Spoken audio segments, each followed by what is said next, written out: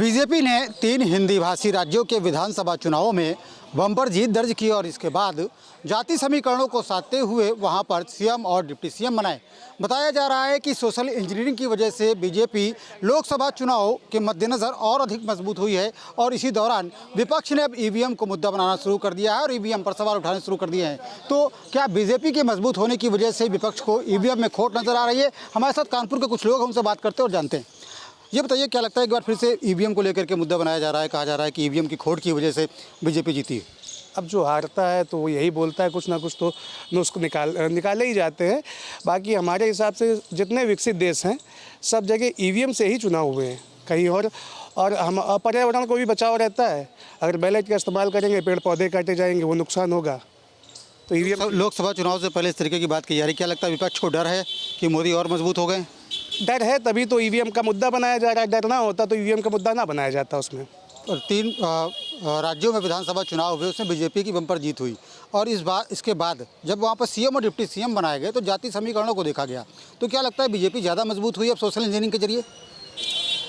देखिए, लगातार जो है जिस तरह भारतीय जनता पार्टी काम कर रही है और ये जो ईवीएम का मुद्दा लगातार विपक्ष उभार रहा है, तो ये गंभीर विषय होता जा रहा है और हमारा ऐसा मानना है कहीं ना कहीं ये कोई नाकामियाँ विपक्ष की रहती हैं जिसकी वजह से वो वोटरों को पोलराइज नहीं कर पाते हैं या अपनी बात को, अपने विचार को वहाँ तक नहीं पहुँचाते हैं या वाकई में ये ईवीएम को हैक किया जाता है। ये सब एक विषय है। अगर ऐसा मानते हैं विपक्ष के ईवीएम को हैक किया जा रहा है तो पहले एक सब तय कर लें, क्योंकि पक्ष एक है विपक्ष अनेक है। तो सब मिलकर ये तय कर लें कि क्या वाकई ईवीएम से इस देश में गड़बड़ी की जा रही है। अगर गड़बड़ी की जा रही है तो शुरू से ही चुनाव से पहले, चुनाव के ना की बात, चुनाव से पहले यह तय कर लिया जाए कि इस आने वाला जो लोकतंत्र में इस जो है महापर्व जिसे हम लोग चुनाव कहते हैं, चुनाव होगा तो वो ईवीएम के माध्यम से होगा या बैलेट पेपर के माध्यम से तय होगा। ये चुनाव होने के बाद मान लीजिए जिससे भारतीय जनता पार्टी की सरकार बनी, वो अब कहती है कि हमारे काम है, हमने अच्छा काम किया इसलिए हमने सरकार बनाई। विपक्ष कहता है नहीं, ये सब ईवीएम हैक करके बनाएगा। तो ये पहले से ही विपक्ष को मजबूती बनाकर तैयार करना चाहिए, क्योंकि इस देश की जनता का बहुत बड़ा नुकसान हो रहा है। अगर वाकई में ईवीएम हैक हो रही है तो जनता वोट किसी और को दे रही, जा कहीं और रहा है, तो ये उनके साथ उनके अधिकारों का हनन हो रहा है। बात आपको क्या लगता है बीजेपी 3 राज्यों में इलेक्शन के बाद जो जीत हासिल की है उससे और अधिक मजबूत हुई है? जी हाँ, बीजेपी अच्छी मजबूत हुई है। लोकसभा में भी अच्छे रिजल्ट आएंगे। रही बात अगर ईवीएम की, 5 विधानसभा में चुनाव हुए थे, 3 में विधानसभा में भाजपा की सरकार बनी है, अदर 2 में अदर गवर्नमेंट्स बनी है, तो क्या वहाँ पे ईवीएम से वोटिंग नहीं हुई थी? ये पब्लिक का वोट है, ये पब्लिक द्वारा किया जाता है। अगर ईवीएम हैकिंग है तो विपक्ष के पास भी आईटी सेल है, बीजेपी के पास भी आईटी सेल है। आज तक इन्होंने प्रमाणित क्यों नहीं किया पिछले 12 सालों में कि हैकिंग कैसे हुई ईवीएम की? बस मैं ये जानना चाहता हूँ। और लोग उनसे बात करते हैं। बताइए, क्या लगता है आपको कि ईवीएम की जगह क्या बैलेट पेपर से चुनाव होने चाहिए, जिस तरीके से विपक्ष लगातार मांग करता आ रहा है? होने चाहिए। कुछ देशों में तो ईवीएम बैंड है ना, चुनाव बैलेट से होते हैं, बैलेट से होने चाहिए। क्यों, आपको ऐसा क्यों लगता है? क्यों बैलेट से होना चाहिए? क्या किसी तरीके से ईवीएम में खोट नजर आती है? हाँ, आप कहीं देखिए कि कुछ बूथों में वोट कम है पर वोटिंग मशीन ज़्यादा दिखा रही है। कुछ जगह काउंटिंग में 90% बैटरी रही है। कुछ इश्यू तो हैं, इश्यू आ भी रहे हैं। समय की भी बचत होती है। बैलेट पेपर से कई नुकसान है। हमने जैसा कि आपको पहले पूर्व में बताया कि पर्यावरण का नुकसान है। सबसे बड़ी चीज़ तो यही है कि पेड़ों को काटना पड़ेगा, फिर छपाई होगी, उससे फिर बैलेट का यूज़ होगा। ईवीएम है हमारे हिसाब। बड़ी खबर, संसद भवन की सुरक्षा में चूक का मामला। भाजपा पुलिस के अधिकारी मौके पर मौजूद। तस्वीर लगातार आपको दिखा रहे हैं जिस तरीके से सागर का परिवार ये कह रहा है कि 4 दिन पहले ही वो दिल्ली गया था। तो ये तस्वीरें आपको दिखा रहे हैं। यहां पर आई हुई है और मुख्यतः सर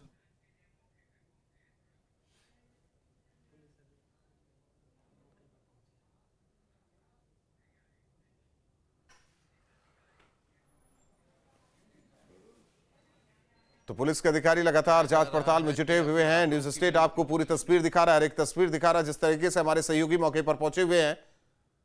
यहाँ क्या बैकग्राउंड है, क्या है क्या, और लगर के लोगों से जानकारी करना चाह रहे हैं। ठीक है, इससे और किस तरह की अभी सर हम कुछ देखिए, पुलिस अपने आप में भी कह रही है कि अभी बहुत ज़्यादा कुछ बता नहीं सकते, क्योंकि जिस तरीके की घटना हुई है उसमें कहीं ना कहीं इस बात को बहुत ध्यान रखने की ज़रूरत है कि कितना पब्लिक। घर पर हमारे सहयोगी आलोक, जो कि लगातार पुलिस अधिकारियों से बातचीत है, लेकिन सवाल ये भी कि क्या कुछ मिला है, क्या जांच पड़ताल घर की गई है, कुछ ऐसा संदिग्ध चीजें क्या हाथ लगी हैं, यह लगातार जांच पड़ताल हो रही। दूसरी ओर एक तरफ सागर से पूछताछ, वजह क्या रही, उसके पीछे क्या कोई था, और आखिर क्यों वो अचानक लखनऊ से दिल्ली का रुख किया और यहां संसद भवन में उसकी करतूत सबने देखी। तो ऐसे में पूछताछ लगातार जारी। तो दूसरी ओर परिवार से भी सवाल किए जा रहे हैं। मौके पर बड़े अधिकारी मौजूद। जब नाम सामने आया सागर का और इसके बाद उसका पता निकला आलमबाग लखनऊ का, तो उसके बाद की तस्वीर देखिए।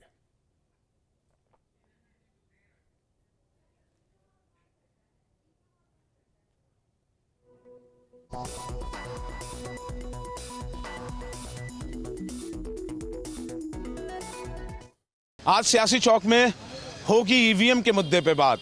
क्या बीजेपी सोशल इंजीनियरिंग में है निडर, या विपक्ष को ईवीएम से लगता है डर, या फिर विपक्ष के हैं आरोप सही? चुनाव ईवीएम से हो या बैलेट पेपर से, कौन सा तरीका है सही? आज मैं मेरठ कॉलेज की कुटिया पे हूँ, जहाँ दोपहर के वक्त राजनीतिक विश्लेषण जरा अच्छा खासा हो जाता है और युवाओं के बीच क्या सोचना है कि बैलेट पेपर सही है या गलत है, ये सोच लेते हैं और पूछ लेते हैं। नाम बताइए अपना। मेरा नाम पराग शर्मा है। पराग, विपक्ष आरोप लगाता है जब हार जाता है कि ईवीएम में खोट है। बीजेपी कहती है कि जब आप जीतते हैं तो ईवीएम सही है, जब हारते हैं तो बैलेट पेपर का आप राग लापते हैं। तो क्या ये सोशल इंजीनियरिंग है बीजेपी? आपको क्या लगता है चुनाव किससे होने चाहिए, ईवीएम से या बैलेट से? देखिए, ईवीएम क्यों लाया गया था, पहले तो ये सोचना चाहिए। ईवीएम लाया गया था जिसमें हमारा समय बचता है, काफ़ी लागत बचती है। तो ईवीएम को लाने के पीछे जो उद्देश्य था वो ये था। बाकी वोटर तो वोटर ही है जी, चाहे ईवीएम से कराओ चाहे बैलेट पेपर से कराओ, जो जनता चाहेगी लाएगी उसको ही।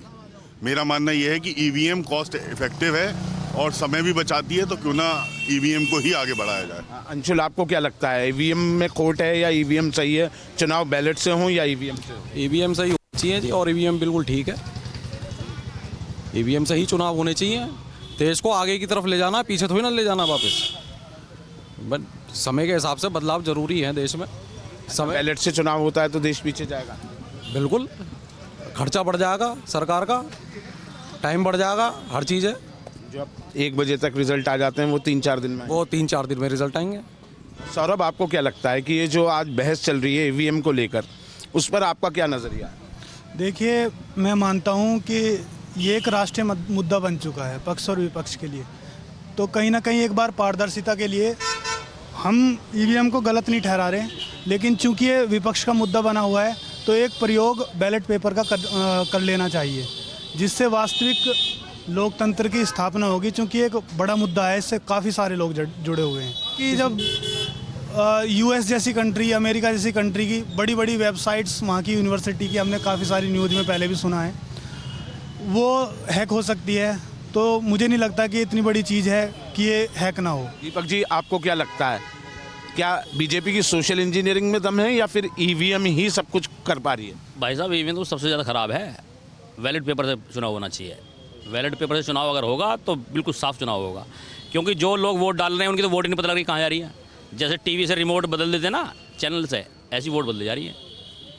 ये जो 3 राज्यों में चुनाव हुआ है, ये ईवीएम के कमाल से बीजेपी जीती, आप ये कहना चाहते हैं? बीजेपी हर जगह जीतेगी, बीजेपी ही जीतेगी हर जगह। बीजेपी क्यों जीतेगी? क्योंकि उन्होंने ईवीएम अपने काबू में कर रखा है। अच्छा, एक सवाल मैं आपसे करूं, जब 2014 से पहले नरेंद्र मोदी तो थे नहीं, अमित शाह थे नहीं, तो ईवीएम जो आज विपक्ष है तब वो सरकार थी, ठीक है, तब क्या ईवीएम ठीक था?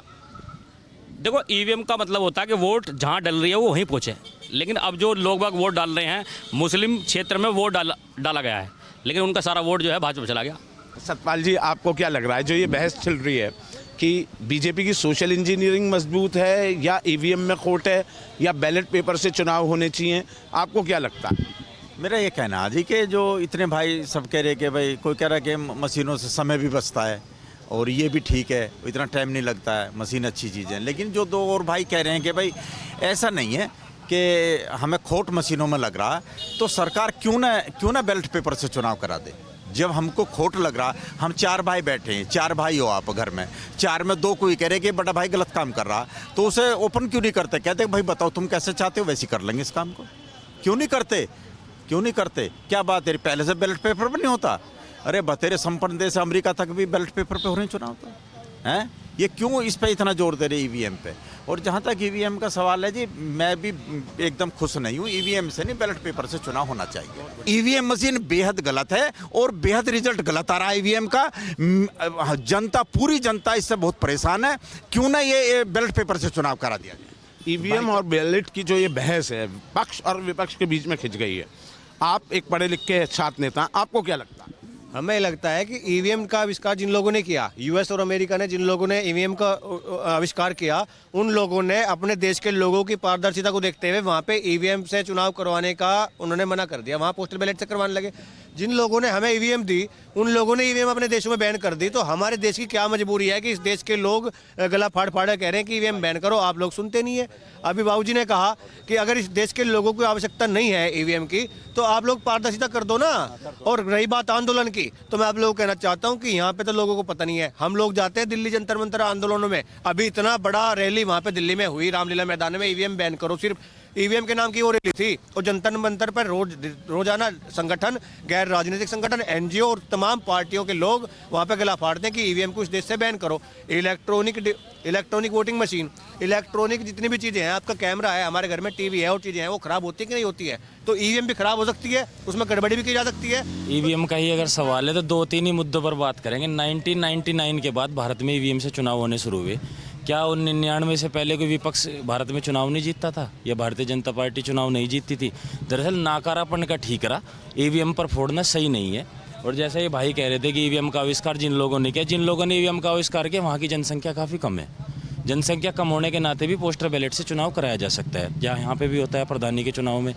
जनसंख्या अधिक होने के कारण एक तो इलेक्ट्रॉनिक वोटिंग मशीन से समय कम लगता है। और अगर इसी तरह की बात है कि ईवीएम से ही चुनाव जीतकर सारी बीजेपी सब जगह चुनाव जीत रही है, तो ऐसा नहीं है। विपक्ष की भी कई जगह सरकारें हैं और विपक्ष के भी कई दल के नेता अलग अलग चुनाव भी जीतते हैं। और अगर इस तरह का मसला है कि ईवीएम खराब है और आंदोलन से कुछ नहीं हो रहा है, तो मेरा मानना है कि विपक्ष के सभी राजनीतिक दलों को चुनाव में भागीदारी नहीं लेनी चाहिए और स्वयं ही एक बहुत बड़ा आंदोलन बन जाएगा। अगर विपक्ष चुनाव में किसी भी दल का कोई भी नेता फार्म नहीं भरेगा, तो एकमात्र भारतीय जनता पार्टी ऐसी सरकार रह जाएगी जो चुनाव में भाग लेगी, तो स्वतः ही चुनाव का बहिष्कार हो जाएगा। ये लोकतंत्र है, लोकतंत्र में सबकी अपनी राय है।